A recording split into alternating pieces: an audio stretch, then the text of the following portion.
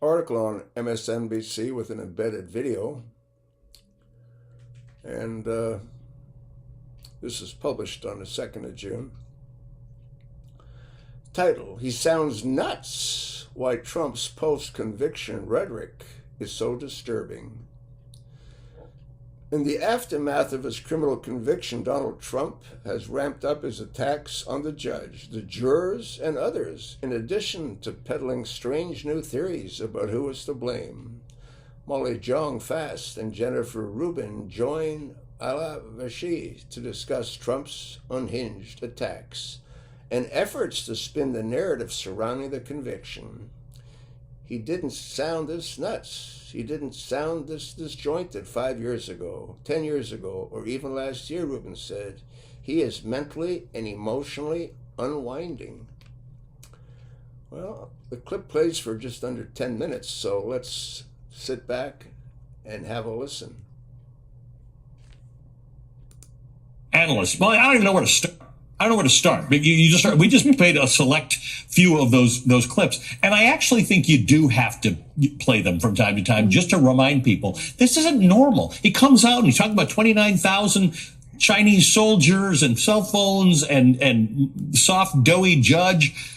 I don't know what you make of this, but he's not a normal person. Right. Well, so the question is there selective amnesia when it comes to Trump? Are we truly the United States of amnesia, as Gore Vidal used to say? And to some extent, if you believe these polls, there is a certain amount of amnesia. And right. So I was actually glad that they covered some of that press conference the next day, the day after the guilty verdict.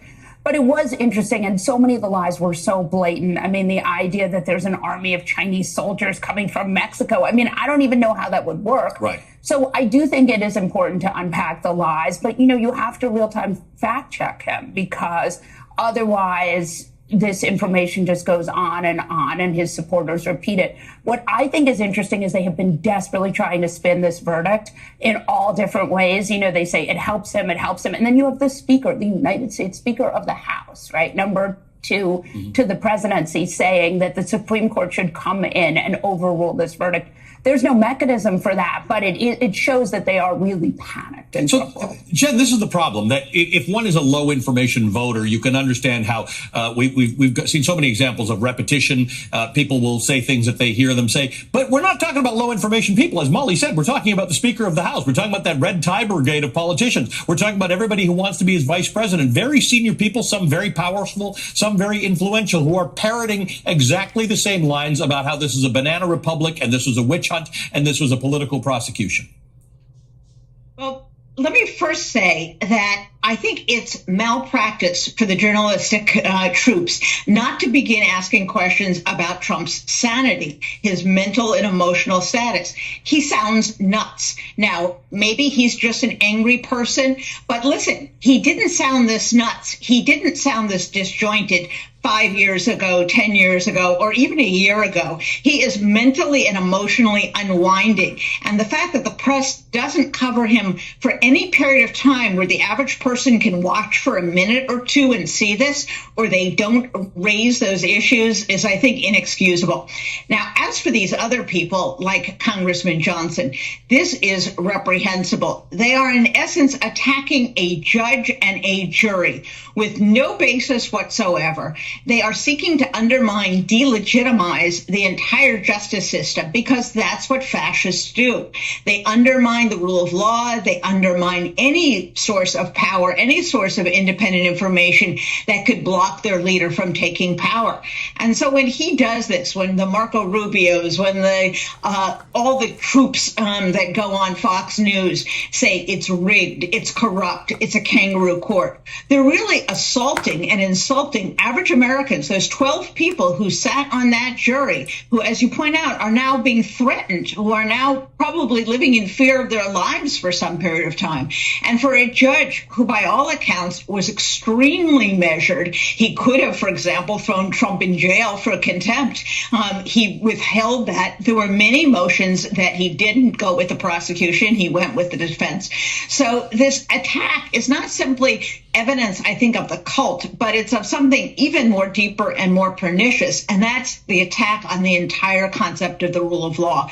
We've had this triumph.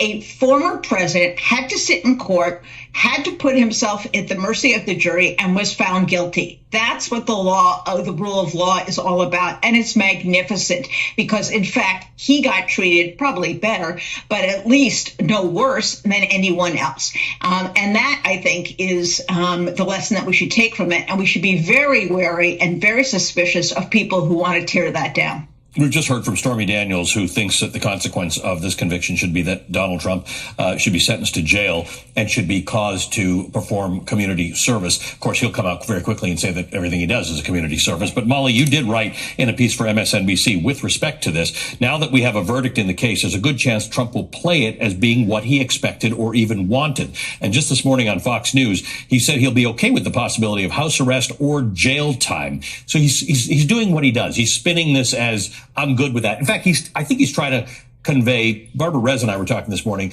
that he's strong. He's a tough guy. He can go to jail. He's not Nelson Mandela or Gandhi or Martin Luther King. But his allies tried to shop this idea that he was like Nelson Mandela, which is insane. Look, what's good is that there are 3 Republicans, Asa Hutchinson, Larry Hogan, John Bolton, who have come out and said, this is the rule of law and we need to respect it. 3 out of hundreds, but at least a few have said that this is what we need to do and this is how our American justice system works. And that is important. But yes, I mean, he's going to spin this. Look, we know what Trump does because he's been doing absolutely the same thing for 8 years. But Jen, one thing that's interesting about it is that he does turn the volume up, right? When you think there's no more shock to be had, he then says something more shocking. And it's like that presser that we were showing you that he did on Friday morning.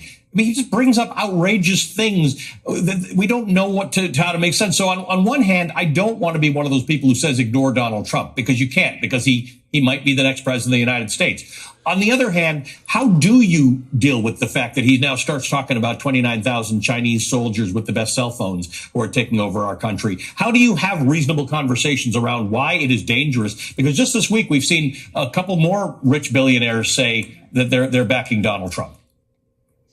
I would like every newspaper and every outlet in the mainstream media to employ 2 people. One, an expert on fascism, and second, a psychiatrist or psychologist, because those people have experience in dealing with these people. And that's how we should look upon him. First of all, as someone who's mentally and emotionally unbalanced. And secondly, someone who aspires to be a strong man, like Putin, like Mussolini, like Castro. All of these people have the same trademark signs. They have these enormously long, rambling speeches. They threaten, they bluster, they identify an outsider that is a threat to them. And this is both a personal sign of his degeneration and also a sign that he realizes this is it. If he doesn't win and tie down and tore down this entire system of justice, he personally is washed up. And of course, his party is in deep trouble. So this air of desperation, I think you're exactly right, gets worse and worse and worse as the water is circling the drain, is a telltale sign. And listen, we now do have some polling. I'm not a big fan of polling as a predictive measure, but at least it's reflecting what people think currently. And almost half of independents think he should drop out. That's pretty significant. This is not evidence that it's improving him. When people like Mitt Romney, God bless him, where he came from this, I don't know, who says he's stronger now than he was before. Good God. That's ridiculous. Just common sense would tell you that. And listen, what was the one word that probably people who are those disengaged voters heard a lot of on Thursday and Friday? Guilty, convicted, felon. And that's what's important. He's not stronger than God. He's a loser. He's a convict. He may go to jail. That's weakness. That's injury. He's not going to be able to defend the rest of America. He can't defend himself. And that's the message I think the Democrats and the Biden campaign team has to get out. Go ahead, Bob. What you want is a truth sandwich. You want to debunk the lie, say the lie. So you say, no, there's not an army of Chinese soldiers coming through Mexico. Then use the Trump quote in the middle. And then you can talk about the historical or autocratic trope that's being used. But you have to be so careful in the mainstream media. And again, our tech companies have no regulation, so they just do whatever they want.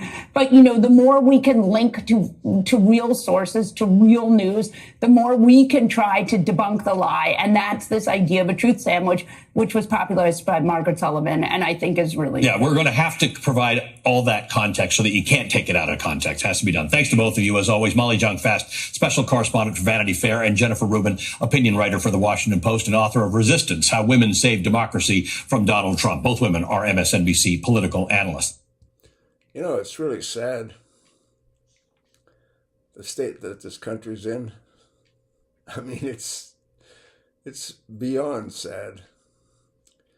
And there ain't a whole lot of time for the Republican Party to wake the F up and put forward a candidate that has a chance of being elected. This dope has zero chance of being elected. You think not? Well, you're free to think whatever the hell you like. I do. I can't do this alone, folks. Pass it along, and thanks for listening.